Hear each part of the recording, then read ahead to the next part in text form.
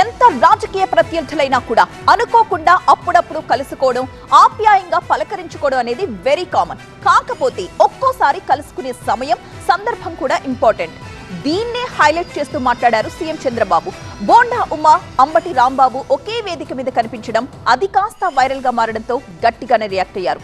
వైసీపీతో ఎట్టి పరిస్థితుల్లోనూ ఒకే వేదిక పంచుకోవద్దంటూ అల్టిమేటం ఇచ్చారు.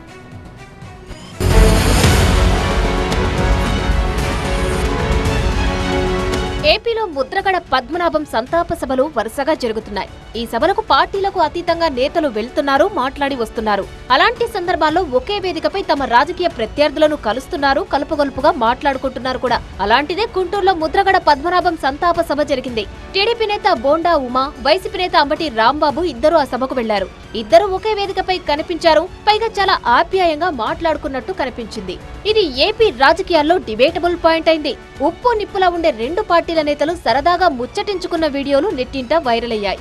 బోండా ఉమా, అంబటి రాంబాబు ఒకే వేదికను పంచుకోవడం, పైగా సరదా సంభాషణలతో కనిపించడం రాష్ట్ర రాజకీయాల్లో హాట్ టాపిక్ అయింది.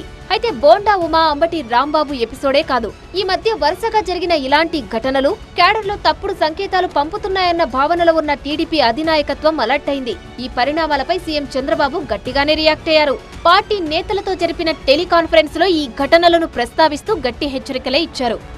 అంబటి రాంబాబుతో బోండా ఉమా వేదిక పంచుకోవడం, ఆ వేదికపై ఆయన మాట్లాడిన తీరుపై టీడీపీ అధిష్టానం సీరియస్ గా ఉంది. అయితే ముద్రగడ సంతాప సభలో కాపుల ఆక్రందనలను ప్రభుత్వం పట్టించుకోవాలని పెద్ద కామెంటే చేశారు బోండా ఉమా. ప్రస్తుతం కాపుల్లో అలజడి మొదలైందని చెప్పుకొచ్చారు. దామాషా ప్రకారం 25% జనాభా ఉన్న కాపులకు నిధులు, పదవులు దక్కాల్సిందేనన్నారు బోండా. ముద్రగడ కాపు ఉద్యమం కారణంగానే 2019లో టీడీపీ అధికారం కోల్పోవలసి వచ్చిందంటూ మాట్లాడారు. ఈ కామెంట్లపై సీఎం చంద్రబాబు సీరియస్ గా ఉన్నారు. బోండా కామెంట్స్ పై పూర్తి వివరాలు సేకరించి వివరణ తీసుకోవాల్సిన బాధ్యతను టీడీపీ రాష్ట్ర అధ్యక్షుడు పల్లా శ్రీనివాస్, మంత్రి నిమ్మల రామానాయుడుకు పార్టీ అప్పగించింది. బోండా ఉమను నేరుగా అమరావతికి లేదా పార్టీ కార్యాలయానికి పిలిపించి మాట్లాడాలని వారిని ఆదేశించింది. బోండా ఉమ మాట్లాడిన మాటల వెనుక ఉన్న ఫ్రస్ట్రేషన్ ఏంటి, ఆయన వ్యాఖ్యల అంతరార్థమేంటో పూర్తిగా ఆరా తీయాలని పల్లా, నిమ్మలకు హైకమాండ్ స్పష్టం చేసింది.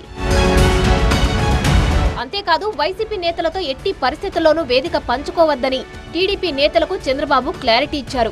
వైసీపీని గొడ్డలి పార్టీ అంటూ ప్రస్తావించిన సీఎం చంద్రబాబు అదొక విషవృక్షం లాంటిదని కామెంట్ చేశారు. ఈ విషయాన్ని ప్రతి టీడీపీ నేత గుర్తుంచుకోవాలని హితవు పలికారు. నిత్యం కులాలు, మతాల పేరుతో విద్వేషాలు రగిలించడమే వైసీపీ ప్రధాన అజెండా అని, ప్రజల మధ్య చిచ్చు పెట్టేందుకు ఆ పార్టీ పన్నే కుట్రల పట్ల టీడీపీ నేతలు అత్యంత అప్రమత్తంగా ఉండాలని హెచ్చరించారు. ఎట్టి పరిస్థితుల్లోనూ వైసీపీ ట్రాప్ లో పడొద్దన్నారు సీఎం చంద్రబాబు. ఇదే టెలికాన్ఫరెన్స్ లో రాష్ట్ర రాజకీయ పరిస్థితులు, పార్టీ వ్యూహాలపైన నేతలకు దిశానిర్దేశం చేశారు. నాయకుల దృష్టి మొత్తం అభివృద్ధి, సంక్షేమంపైనే ఉండాలని చంద్రబాబు స్పష్టం చేశారు. ప్రజా సమస్యల పరిష్కారమే ప్రధాన లక్ష్యమని, రాష్ట్రంలో శాంతి భద్రతలకు విఘాతం కలిగించే ఏ కార్యక్రమంలోనూ పాల్గొనకుండా ప్రజలకు మరింత చేరువగా వెళ్లాలని టీడీపీ శ్రేణులకు పిలుపునిచ్చారు. భవిష్యత్తులో ఎలాంటి పొరపాట్లు పునరావృతం కాకుండా క్యాడర్కు ఎప్పుడూ స్పష్టమైన, పారదర్శకమైన సంకేతాలే వెళ్లేలా నాయకులు నడుచుకోవాలని కాస్త గట్టిగానే చెప్పుకొచ్చారు.